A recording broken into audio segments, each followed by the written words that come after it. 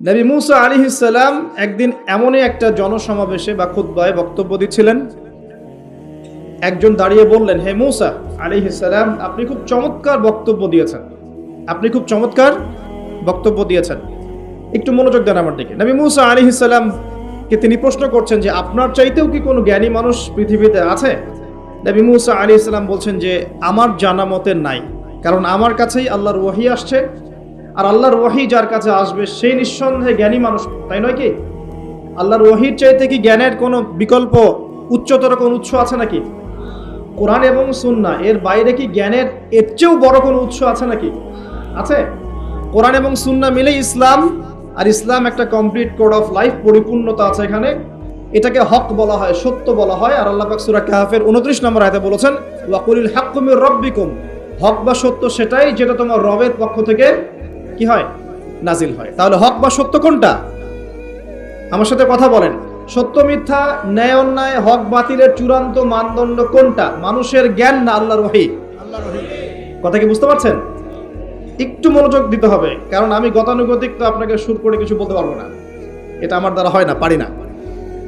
আর একটু মনোযোগ রাখতে হবে এই কারণে যে একটা ফেজ মিস করে ফেললে আপনি পরে লিঙ্ক আপ করতে পারবেন না। তো হক মানে সত্য মিথ্যা ন্যায় অন্যায়, এর চূড়ান্ত মানদণ্ডটা কি? মানুষের মস্তিষ্ক প্রসূত কোনো দর্শন, সায়েন্স, আপনার মানুষের মানব রচিত কোনো বিধান, নাকি মানুষের মন গড়া কোনো ফিলসফি ইত্যাদি, মানে যুক্তি, বিজ্ঞান, দর্শন, ফিলোসফিক্যাল থটস, এগুলোর উপরে সত্য মিথ্যার চূড়ান্ত মানদণ্ডটা কি? উত্তরটা কি? সূরা কাহফের কত নম্বর আয়াতে আছে? 29 নম্বর আয়াতে আল্লাহ পাক বলেন, ওয়াকুলিল হাক্কু মির রাব্বিকুম, হক সত্য ন্যায় অন্যায়ের চূড়ান্ত মানদণ্ড তোমার রবের পক্ষ থেকে কি হয়, নাজিল হয়। তাওরাত নাজিল হয়েছিল না রবের পক্ষ থেকে? তাহলে তাওরাত ছিল ওই সময়ের হক, ছিল না হক? আচ্ছা, জাবুর কার পক্ষ থেকে নাজিল হয়েছে? আল্লাহর পক্ষ থেকে। জাবুর ছিল ওই সময়কার হক। জাবুর কার উপর নাজিল হয়েছিল? কার উপর? দাউদ আলাইহিস সালাম। তাওরাত কার উপরে? তাওরাত নবী মুসা আলাইহিস সালাম, যার ব্যাপারে কথা বলা শুরু করেছি। তো মুসা আলাইহিস সালাম বলছেন আমার কাছে তো আল্লাহর পক্ষ থেকে ওহী আসে, তার মানে তিনি সবচেয়ে জ্ঞানী মানুষ হবেন, স্বাভাবিক, তাই নয় কি? আচ্ছা, ইনজিল কার উপর নাজিল হয়েছে? নবী ঈসা আলাইহিস সালাম। মারা গেছেন না বেঁচে আছেন? আচ্ছা, আবারও আসবেন পৃথিবীতে? এক শ্রেণীর মানুষ বিশ্বাস করে তিনি মারা গেছেন, আর এক শ্রেণীর মানুষ বিশ্বাস করে তিনি আল্লাহর সন্তান ছিলেন, নাউজুবিল্লাহ, এবং তাদের সংখ্যাও কিন্তু প্রায় 500-700 কোটি। ঠিক আছে? এই যে আমরা বলি যে বেশিরভাগ মানুষ যা বলবে সেটাই সত্য, তাই না? মেজরিটি শুড বি গ্রান্টেড, আমরা একটা কথা বলি না? তো এই যে বেশিরভাগ মানুষ বলছে ঈসা আলাইহিস সালাম আল্লাহর সন্তান, নাউজুবিল্লাহ, এখন আপনি কি বিশ্বাস করবেন? ব্যাস, আর কোন যুক্তির দরকার আছে? এই তো প্রমাণ হয়ে গেল যে বেশিরভাগ মানুষ যা বলবে তা সবসময় সত্য হয় না। কখন সত্য হয়? যখন সেটা কোরআন এবং সুন্নাহর, আল্লাহর বিধানের আলোকে হবে, তখন ইনশাআল্লাহ তাআলা সত্য হবে। যদি বেশিরভাগ মানুষ বলেন আপনারা যে সুদ হারাম, সত্য না মিথ্যা? বেশিরভাগ মানুষ যদি বলেন মদ হারাম, সত্য না মিথ্যা? বেশিরভাগ মানুষ যদি বলেন আপনারা যে পর্দাটা ভালো, আল্লাহর বিধান ফরজিয়াত, সত্য হবে না মিথ্যা হবে? এখন যদি বেশিরভাগ মানুষ বলে মদ হালাল, জেনা হালাল, ফ্রি মিক্সিং হালাল, গার্লফ্রেন্ড বয়ফ্রেন্ড এই প্রেম করাটা হালাল, তারপরে যে পর্নোগ্রাফি হালাল, আপনার এই যে রিবা বা সুদ হালাল, সুদ তো এখন হালালই নয়, বরং সুদ তো এখন ফরজ ওয়াজিব হয়ে গেছে আমাদের উপরে, নাকি? এটা ছাড়া মানুষ চলতে পারে নাকি? এই পুরো সুদ ভিত্তিক একটা দেশ না, সুদ ভিত্তিক বিশ্ব কায়েম করেছে একটা মানে কি বলবো, একটা গোত্র, একটা সভ্যতা, সুদ ভিত্তিক একটা বিশ্ব কায়েম করে ফেলেছে। বিশ্বের কোনো কান্ট্রি সুদমুক্ত হতে পারবে না। বিশ্বের কোনো কান্ট্রি 100% এখন সুদমুক্ত হতে পারবেই না, যদি সে ওয়ার্ল্ড ব্যাংকের দ্বারস্থ হয় আর IMF এর দ্বারস্থ হয়। যদি কেউ ওয়ার্ল্ড ব্যাংক IMF এর দ্বারস্থ হয়, সে সুদমুক্ত থাকতেই পারবে না। শ্রীলঙ্কা দেউলিয়া হয়ে গেল কেন? কেন? One of the most important কারণ হচ্ছে রিবা। আমরা তো বলছি এখানে করাপশন ইত্যাদি, ওই মেগা প্রজেক্ট হাবিজাবি, এগুলো পরে। এর চেয়ে বড় কারণ হচ্ছে রিবা বা সুদ।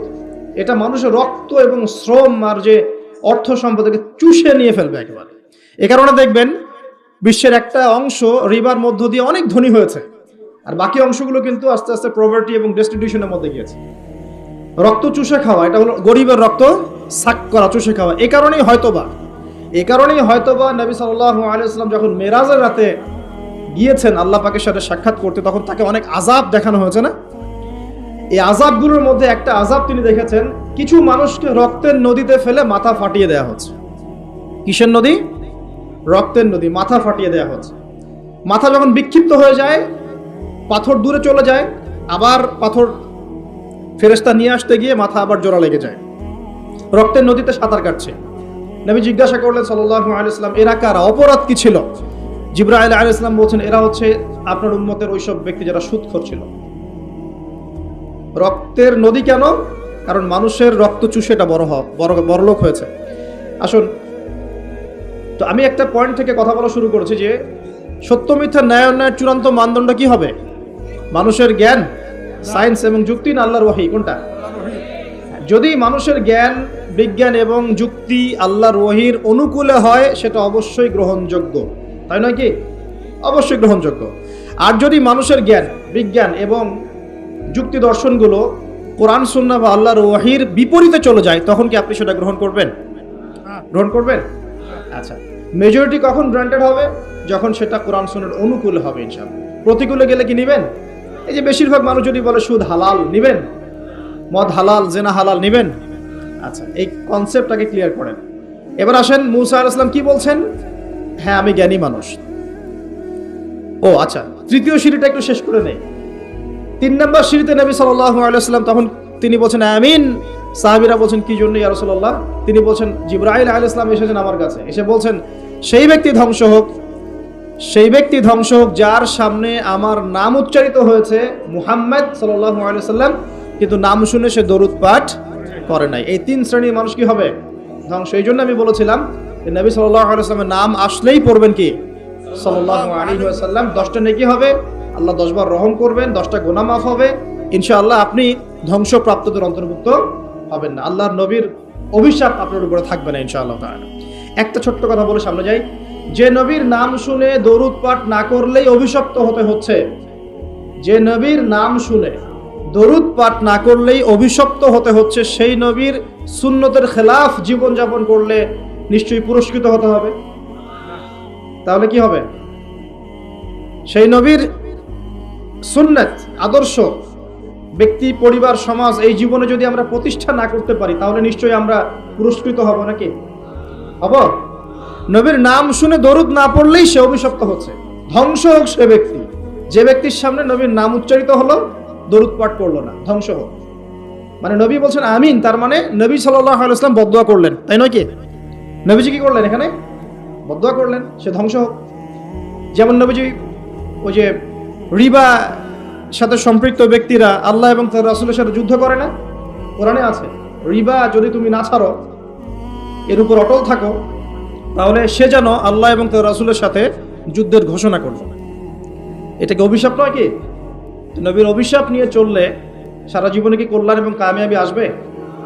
নবীর নাম শুনে দরুদ না পড়লেই যদি এই শাস্তি হয়, তাহলে নিঃসন্দেহে সারা জীবন নবীর আদর্শের খেলাফ চললে কখনো শান্তি পাওয়া যাবে না। সিম্পল কথা, কি বুঝতে কঠিন মনে হচ্ছে? আচ্ছা, এবার এখানে চলে আসেন। মুসা আলাইহিস সালাম বলছেন হ্যাঁ আমি জ্ঞানী মানুষ। আল্লাহ পাক ধরলেন না, তুমি সবচেয়ে বেশি জ্ঞানী মানুষ নও। মুসা আলাইহিস সালামের উপরে কি নাযিল হয়েছিল? তাওরাত। আল্লাহ পাক তার সাথে কথা বলেন নাই? বলেছিলেন? তুর পাহাড়ে তিনি আগুন দেখেছিলেন, আল্লাহ পাক কথা বলেছিলেন না? কালিমুল্লাহ বলা হয়। মুসা আলাইহিস সালামকে বিশাল একটা গোত্রের দায়িত্ব দেওয়া হয়েছিল, বনু ইসরাইল। এবং কোরআন খুললে আপনি প্রত্যেকটা জায়গায় দেখবেন মুসা আর ফেরাউন, মুসা আর ফেরাউন, তাই নয় কি? এত বড় একজন জলিল এবং কাদের নবী, আল্লাহ পাক তাকে বলছেন না তুমি সবচেয়ে জ্ঞানী মানুষ নও। তিনি প্রশ্ন করছেন তাহলে কে সেই জ্ঞানী মানুষ? তিনি অস্থির হয়ে যাচ্ছেন। আল্লাহ আমি তার সাথে দেখা করতে চাই, I want to meet him, আমি তার সাথে দেখা করতে চাই। সে কোথায়? প্রয়োজনে তার সাথে দেখা করতে যদি আমাকে যুগ যুগ ধরে চলতে হয়, রাস্তায় হাঁটতে হয়, তাও হাঁটবো। কথা বুঝতে পারছেন? আল্লাহ পাক বললেন ঠিক আছে। মাজমাউল বাহরাইন, দুই সাগরের মিলনস্থল বলে একটা কথা আছে। মাজমাউল বাহরাইন, দুই সমুদ্র যেখানে মিলে গেছে, সেখানে তুমি আমার ওই বান্দাকে পাবে। তার নাম হচ্ছে খিদির। কি নাম? খিদির। খিদির মানে হচ্ছে শ্যামল বা সবুজ। একটা বর্ণনা এসেছে খিদির আলাইহিস সালাম যেখানে বসতেন সেই জায়গাটা সবুজ হয়ে যেত। এখন এই ব্যাখ্যাটা বাহ্যিকভাবে হতে পারে এটা এটা ইন্টারপ্রিটেশনও করা যেতে পারে। আল্লাহ ভালো জানেন কোনটা ব্যাখ্যা সঠিক। বাহ্যিকভাবেই সব সবুজ হয়ে যেত, নাকি তার জ্ঞানের আলোতে অজ্ঞতা দূর হয়ে সব সবুজ হতো, আল্লাহ ভালো জানেন। তো ব্যাখ্যার একটা সুযোগ আছে। তো তিনি সেখানে গেলেন, তার সাথে একজন সঙ্গীকে নিয়েছেন, তার নাম হচ্ছে ইউশা বিন নুন, একজন যুবক, তরুণ যুবক। তারা দুজন পথ চলছেন। চলতে চলতে চলতে চলতে তারা একটা জায়গায় গিয়ে পথটা ভুল করলেন। একটা জায়গার কথা বলে দেয়া ছিল, এই জায়গায় গেলে তোমার থলির মধ্যে যে মাছ আছে, মাছ, মৃত একটা মাছ, এটা জীবিত হয়ে সমুদ্রে লাফ দিবে। যখনই লাফ দিবে ওই জায়গায় তুমি তাকে পাবে। কাকে পাবে? খিদর আলাইহিস সালাম। তো তিনি সেখান থেকে একটু দূরে চলে গিয়েছিলেন, পথ ভুল করলেন। যেই পথ ভুল করলেন তিনি ক্লান্ত হয়ে গেলেন, ক্লান্ত হয়ে বসে পড়লেন এবং সেই সাথীকে বলছেন, খাবার কিছু আছে, নাস্তা কিছু আছে, নিয়ে আসো। এখান থেকে আমি একটা দলিল দিই আপনাকে ছোট্ট করে। সবার মাথায় সবকিছু আসবে না, আর আমি যে ব্যাখ্যাটা দিচ্ছি এটা সঠিক হলে আল্লাহর পক্ষ থেকে, ভুল হলে আমার পক্ষ থেকে। যদি মনে হয় আপনার কাছে এটা সঠিক তাহলে আপনি গ্রহণ করবেন, যদি আপনার কাছে মনে হয় যে না ভুল, তখন ছেড়ে দিয়েন, কোনো সমস্যা নেই। আমি আমার মত গ্রহণ করতে কাউকে কখনোই এনফোর্স করি না। তো যখন তিনি ক্লান্ত হয়ে পড়েছেন তখন তিনি পথ ভুল করেছিলেন। আমি ফিল করছি জিনিসটা এইভাবে যে জীবনে চলার পথে আমাদের গন্তব্য যদি ঠিক না থাকে তাহলে আমরা খুব সহজেই ক্লান্ত হয়ে পড়বো। আর আমার কথা কি বুঝতে পারছেন? জীবনে চলার পথে আমাদের গন্তব্য যদি ঠিক না হয় আমরা খুব সহজেই ক্লান্ত হয়ে পড়ব। আমাদের গন্তব্য কি? এই গন্তব্য যদি ঠিক না থাকে, যাদের গন্তব্য দুনিয়া, যাদের গন্তব্য বাড়ি গাড়ি, স্ট্যাটাস, প্রতিপত্তি, পলিটিক্যাল পাওয়ার, যাদের গন্তব্য হচ্ছে জাস্ট দুনিয়ার মোহ, তারা খুব সহজেই ক্লান্ত হয়ে পড়বেন। কিন্তু আল্লাহর পথে যারা পথযাত্রী, যাদের গন্তব্য জান্নাত, তারা কখনো ক্লান্ত হয় না। কখনো ক্লান্ত হয়? দেখবেন শেষ বয়সে বৃদ্ধ হয়ে গেছে আলেম, বৃদ্ধ হয়ে গেছেন মুহাদ্দিস, মুফাসসির, এখনো দেখবেন যে সিংহের মতো বক্তব্য দিচ্ছে, দেখেন না? তো এই বিষয়টা আমি ফিল করেছি। সামনে যাই, তো তিনি তাকে পেলেন। যখন রাস্তা ভুল করেছেন তখন তার স্মরণ হচ্ছে, আরে মাছ তো নাই, মাছ কোথায় গেল? তখন ইউশা বিন নুন বলছেন, মাছ তো আগেই লাফ দিয়ে নদীতে সমুদ্রে চলে গেছে। তখন তিনি বলছেন, ওইটাই তো সেই জায়গা ছিল যেখানে তাকে পাওয়া যাবে, চলো। আবার তিনি ব্যাক করে সঠিক জায়গায় আসলেন। এবার তার গায়ে অনেক শক্তি। সঠিক জায়গায় এসে দেখলেন, হ্যাঁ, একটা পাথরের উপরে, সাখরা বলে, পাথর খণ্ড, এর উপরে খিদর আলাইহিস সালাম বসে আছেন। কে বসে আছেন? খিদর আলাইহিস সালাম। এবং তিনি তাকে সালাম দিলেন, আসসালামু আলাইকুম ওয়া রাহমাতুল্লাহ। তো খিদর আলাইহিস সালাম বলছেন, ওয়ালাইকুম আসসালাম ওয়া রাহমাতুল্লাহ। এই জনমানব শূন্য জায়গায় সালাম কোত্থেকে আসলো? তখন মূসা আলাইহিস সালাম বলছেন যে, আমি মূসা। আমি কে? মূসা। খিদর আলাইহিস সালাম বলছেন, তুমি কি বনু ইসরাঈলের মূসা? তুমি কি বনু ইসরাঈলের মূসা? তার মানে খিদর আলাইহিস সালাম বনু ইসরাঈলের কেউ নন। কথা কি বোঝা যায়? যদি তিনি বনু ইসরাঈলের কেউ হতেন তাহলে বলতেন না, তুমি কি বনু ইসরাঈলের মূসা? তার মানে তিনি বনু ইসরাঈলের বাইরের কেউ, ওই গোত্রের, ওই সম্প্রদায়ের নন তিনি। তো এখন বনু ইসরাঈলের দাবিদার যারা, এই যে জিউসরা, যারা আমাদের প্যালেস্টাইনকে দখল করে আছে এবং যারা মনে করে যে তারাই পৃথিবীর সবচেয়ে এলিট সোসাইটি, তাদের জানা উচিত যে বিশ্বের সবচেয়ে জ্ঞানী মানুষ বনু ইসরাঈলের মধ্যে ছিল না। খিদর আলাইহিস সালাম বনু ইসরাঈলের বাইরের কেউ ছিল। আমি কি বুঝাতে পারছি? তাদের এই অহংকারটা শোভা পায় না যে তারা এই পৃথিবীর এলিট সোসাইটি আর আমরা সব ককরোচ। তারা এইভাবেই ট্রিট করে সারা ওয়ার্ল্ডকে। তো এখন তিনি বলছেন, আমি একটু পড়ে শোনাই। ক্বালা লাহু মূসা, মূসা আলাইহিস সালাম তাকে বলছেন, হাল আত্তাবিউকা আলা আন তুআল্লিমানি মিম্মা উল্লিমতা রুশদা। মূসা আলাইহিস সালাম তাকে বলছেন, হে খিদর আলাইহিস সালাম, আমি কি আপনার অনুসরণ করতে পারি এই শর্তে যে আল্লাহ আপনাকে যা শিক্ষা দিয়েছেন সেখান থেকে আমাকে কিছু শেখাবেন? স্টুডেন্টের মতো আসলেন। এবার খিদর আলাইহিস সালাম কি বলছেন? ইন্নাকা লা তাস্তাতি'আ মা'ইয়া সাবরা। আমি তো শেখাতে চাই, কিন্তু তুমি তো আমার সাথে সবর করতে পারবে না। কি পারবে না? তুমি আমার সাথে ধৈর্য ধরতে পারবে না। একজন টিচার কি কখনো এমন কথা বলে স্টুডেন্টকে? কোন পর্যায়ের জ্ঞান, হিকমা, প্রজ্ঞা, আধ্যাত্মিকত্ব থাকলে একজন মানুষ আগে থেকেই বলতে পারে যে তুমি তো আমার সাথে সবর করতে পারবে না? এই গল্পের শেষে আপনি দেখবেন সত্যি সত্যি মূসা আলাইহিস সালাম সবর করতে পারেন নাই। আচ্ছা, মূসা আলাইহিস সালাম বলছেন, ইনশাআল্লাহ আপনি আমাকে ধৈর্যশীল পাবেন এবং আমি আপনার কাজে কোনো রকমের ভ্যাটও দিব না, বাধা দিব না। আপনি করেন যা ইচ্ছা, আমি আপনার কাজে কোনো বাধা দিব না। আচ্ছা, এবার তারা চলতে লাগলেন। ওকে, তিনি বললেন ক্বালা ফাইন তাবা'তানি ফালা তাসআলনি আন শাই। খিদর আলাইহিস সালাম বলছেন, তুমি যদি আমাকে ফলো করতেই চাও তাহলে আমাকে কোনো প্রশ্ন করতে পারবে না, আমি যা করব চুপচাপ দেখতে হবে, পরে আমি তোমাকে জানিয়ে দেব, কিন্তু তোমার কোনো প্রশ্ন করা চলবে না। এমন কোনো টিচার দেখেছেন ছাত্রকে বলে প্রশ্ন করতে পারবে না, যা পড়াচ্ছি পড়ো, যা বোঝাচ্ছি বুঝো, যেমনে চালাচ্ছি চলো। পৃথিবীর সবচেয়ে জ্ঞানী মানুষ কে? খিদর আলাইহিস সালাম। এবার চলছেন, তারা চলতে লাগলেন। একটা নৌকা, এই নৌকায় করে তারা একটা নদী পার হলেন। এই নৌকার যে মাঝি বিনা পারিশ্রমিকেই তাদেরকে পার করালো। কিনারায় যাওয়ার আগেই খিদর আলাইহিস সালাম নৌকার তলদেশটা ফুটা করে ফেললেন। কাজটা কি ঠিক হলো? বিনামূল্যে একজন আমাকে সার্ভিস দিল এবং খিদর আলাইহিস সালাম তার তলদেশ ফুটা করে ফেললেন। মুসা আলাইহিস সালাম এবার দেখে বলছেন যে আপনি এটা কি করলেন?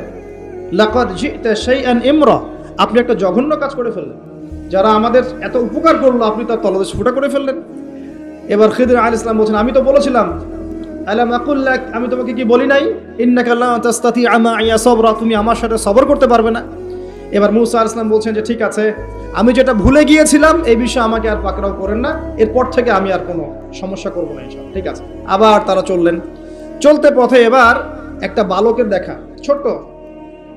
ফান্তালাকা হাত্তা ইযা লাকিয়া গুলামান ফাকাতালা। এবার তারা চলতে গিয়ে একটা গোলাম, মানে কি ছোট বালককে গোলাম বলে না? জান্নাতে গিলমান থাকবে না, ছোট ছোট বাচ্চারা, গোলাম, তাকে ডেকে নিয়ে এসে খিদর আলাইহিস সালাম হত্যা করে ফেললেন, একদম জবাই। এটা কি হলো? এটা তো নৌকা ফুটা করাকে তিনি চ্যালেঞ্জ করলেন, এবার তো বাচ্চাকে জবাই করে ফেলেছেন। এবার তিনি বলছেন যে আপনি নিষ্পাপ, একটা নিষ্পাপ পবিত্র একটা বাচ্চাকে এভাবে হত্যা করে ফেললেন, আপনি তো একটা জঘন্য অপরাধ করে ফেললেন। কে বলছেন এই কথা? মুসা আলাইহিস সালাম। আবার তিনি বলছেন ক্বালা আলাম আকুল লাক ইন্নাকা লা তাসতাতি'আ মা'ইয়া সাবরা, আমি কি তোমাকে বলি নাই তুমি আমার সাথে সবর করতে পারবে না? শেষবারের মতো ক্বালা ইন সাআলতুকা আন শাইইন বা'দাহা ফালা তুসাহিবনি, এরপর যদি আমি আরেকটা কোশ্চেন করেছি তাহলে আমাকে আর সাথে নিয়েন না। কে বলছে কথা? মুসা আলাইহিস সালাম, যিনি বলছেন আমি জ্ঞানী মানুষ, যার উপর তাওরাত নাযিল হচ্ছে। এবার ফান্তালাকা, তারা চললেন। হাত্তা ইযা আতায়া আহলা ক্বারিয়াতিন ইসতাতআমা আহলাহা ফাআবাউ আন ইউদাইফুহুমা ফাওয়াজাদা ফিহা জিদারান ইউরিদু আন ইয়ানকাদ্দা ফাআকামা ক্বালা লাউ শি'তা লাত্তাখাযতা আলাইহি আজরা। ঘটনা হচ্ছে এই যে তারা এবার চলতে পথে একটা গ্রামে প্রবেশ করলেন। গ্রামের লোকজনের কাছে মেহমানদারি চাইলেন, পানি, খাবার, নাস্তা পানি কিছু হবে। কোনো মেহমানদারি পেলেন না। অনেকটা আমাদের দ্য সিটি অফ আখিরুজ্জামানের মতো আর কি, আমাদের হচ্ছে পশ্চিমা সভ্যতার যে বস্তুবাদী জীবন ব্যবস্থা, প্রতিবেশীকে খোঁজ নেওয়ার সময় নাই, ভিক্ষুক আসলে মাফ করো মাফ করো। আচ্ছা না, এখন কি মানুষের উপকার করতে খুব বেশি পছন্দ করে? সত্যি কথা বলেন দেখি, বেশিরভাগ মানুষই কি এখন মানুষের উপকার করতে পছন্দ করে? বরং বাসায় মেহমান আসলে মানুষ বিরক্ত হয়। বাসায় মেহমান আসলে কি হয়? মানুষ বিরক্ত হয়। মুখে না বললেও মনে মনে বিরক্ত হচ্ছে, কবে যাবে। বাসায় গেলে জিজ্ঞাসা করে খেয়ে আসছেন না, গিয়ে খাবেন, জিজ্ঞেস করে না তো। মানুষ কিন্তু এখন বস্তুবাদী। এই যে গ্রামটা ছিল এমনই হয়তো বা, সেই গ্রামের মানুষ খাবার দিচ্ছে না, সিম্পল একটা মানে একটা সৌজন্যবোধ যে খাবার পানিতে আপ্যায়ন করছে না। কিন্তু খিদর আলাইহিস সালাম দেখলেন ওই গ্রামের কোনো একটা বাসার একটা দেয়াল পড়ে গেছে, ধসে গেছে। এই দেয়ালটাকে তিনি নিজের হাতে পুরো নির্মাণ করে শক্ত একটা জায়গায় নিয়ে গেলেন। এটা দেখে মুসা আলাইহিস সালাম বলছেন, আপনি চাইলে কিছু আজর বা প্রতিদান নিতে পারতেন, কিছু পারিশ্রমিক নিতে পারতেন। মেহমানদারি করলো না, কিছু পারিশ্রমিক নিলে আমরা কিছু কিনে খেতে পারতাম। তো এবার খিদর আলাইহিস সালাম বলছেন, হাদা ফিরাকু বাইনি ওয়া বাইনাক, এই হলো তোমার আর আমার মাঝের ফিরাক, মানে বিচ্ছেদ। এরপরে তোমার সাথে আমার আর পথ চলা হলো না। আমাদের নবী মুহাম্মদ সাল্লাল্লাহু আলাইহি ওয়াসাল্লাম বলেছিলেন হাদিসের মধ্যে, যদি সেদিন মুসা আলাইহিস সালাম এভাবে কাউন্টার প্রশ্নগুলো না করতেন, অনেক জ্ঞান হয়তো শেখা যেত, কিন্তু এটা হলো না। প্রথমে যে বলেছেন খিদর আলাইহিস সালাম, ইন্নাকা লা তাসতাতি'আ মা'ইয়া সাবরা, তুমি আমার সাথে সবর করতে পারবে না, এটা কি ফলেছে না ফলে নাই? ফলেছে না ফলে নাই? আচ্ছা, এবার চলেন সামনে। তিনি বিচ্ছেদের আগে বলছেন, ঠিক আছে, যাওয়ার আগে আমি তোমাকে জানিয়ে দিব কি কারণে আমি এই কাজগুলো করেছি। এক নাম্বার, আমি যে নৌকাটা ফুটা করেছিলাম, আমি শর্ট করে বলছি, ওই নৌকা যদি ফুটা না করতাম তাহলে এই সমুদ্রের পিছনে একটা জলদস্যুদের দল ছিল, এরা ভালো ভালো নৌকাগুলোকে হাইজ্যাক করে, সিজ করে নেয়। এই নৌকা ফুটা আছে, এই নৌকা তারা নিবে না। বাহ্যিক চোখে মনে হচ্ছে যে আমি ওই ব্যক্তিদের ক্ষতি করেছি, কিন্তু আসলে আমি ওই ব্যক্তিদের কিন্তু উপকার করেছি প্রকৃত অর্থে। তুমি সেটা বুঝতে পারো না, কারণ তুমি বাইরের চোখ দিয়ে দেখেছো, আর আমি আল্লাহ পাকের মারেফত দিয়ে দেখেছি। কথা কি বুঝতে পারছেন? দ্বিতীয় যে বাচ্চাটাকে আমি খুন করেছি, বা খুন না, এটা খুন বলা ঠিক হবে না, হত্যা করেছি, সেই বাচ্চাটাকে আমি নিজের ইচ্ছায় হত্যা করি নাই, আল্লাহ পাকের আদেশে করেছি। কারণ এই বাচ্চা যদি বড় হতো তাহলে এই বিশ্বের বড় কাফেরদের একজন হতো। যদি ফেরাউনকে ছোটবেলায় কেউ হত্যা করতো তাহলে কি ফেরাউন বড় হতো? আচ্ছা, যাই হোক, যদিও এটা তাকদীর বা কদর, এটা আমি আল্লাহর আদেশে করেছি, আমি নিজের মন গড়া কোনো দর্শনে কাজটা করি নাই, আল্লাহর হুকুমে করেছি। তৃতীয় যে দেয়ালটা আমি নির্মাণ করেছিলাম, ওই বাড়িতে থাকে 2 জন এতিম বালক, যাদের পিতা এবং মাতা খুবই সৎ ছিল। কি ছিল? সৎ ছিল। এখানে একটা ছোট্ট কথা বলে দেই, আপনি আমি যদি পিতা মাতা হিসেবে সৎ হই, নেককার, মুত্তাকি, পরহেজগার হই, আমাদের বংশধরদের ভালো মন্দ দেখার দায়িত্ব আল্লাহ পাকের। এই যে খিদর আলাইহিস সালাম বহু বছর পর সেখানে এসেছেন, পিতামাতা অনেক আগেই মারা গেছেন, ওই খিদর আলাইহিস সালামের হাতে এতিম বালকের খেদমত আল্লাহ পাক করে দিলেন। বুঝতে পারছেন কথা? এতিম 2 বালকের এই দেয়াল ছিল, এই দেয়ালের নিচে ওই 2 এতিম বালকের পৈতৃক রেখে যাওয়া কিছু সম্পত্তি আছে মাটির নিচে। যদি দেয়াল নির্মাণ না করতাম, মানুষ ওই সম্পদ নিয়ে চলে যেত। এখন দেয়াল দিয়ে আমি এটাকে শক্ত করে দিয়েছি, এরা যখন বড় হবে তখন সেই সম্পদ পাবে। তো বাহ্যিকভাবে তোমার কাছে মনে হয়েছে আমি বিনা পারিশ্রমিকে অহেতুক একটা কাজ করছি, সত্যিকার অর্থে আল্লাহর হুকুমে আমি সেটা দেখেছি যা তুমি দেখতে পারো নাই, আমি সেটা বুঝেছি যা তুমি বুঝতে পারো নাই। এরপরে তাদের বিচ্ছেদ হয়ে যায়। আমি আপনাকে একটু দেখাই যে এখানে দেখুন, 3টা ক্ষেত্রেই মূসা আলাইহিস সালাম বাহ্যিকতাকে প্রাধান্য দিয়েছেন, কিন্তু খিদর আলাইহিস সালাম ইন্টারনাল আইজ, বা আমরা যেটাকে বলি ইন্টারনাল অবজারভেশন, এটাকে প্রাধান্য দিয়েছেন।